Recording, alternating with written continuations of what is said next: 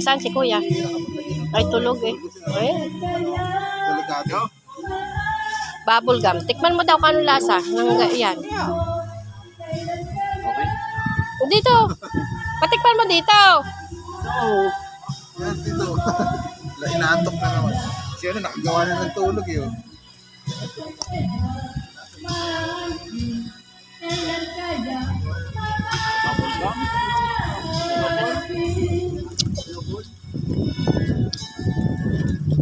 Meron to na sa ano, sa likod ng ano. Kung gusto ninyo. Ay, iba yan kasi yung lasa niyan. Ay, ano? Ang lasa ng cherry. Ewan ko ano lasa niya.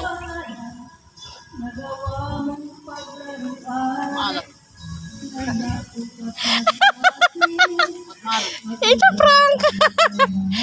Kagawa na niya. Kagawa.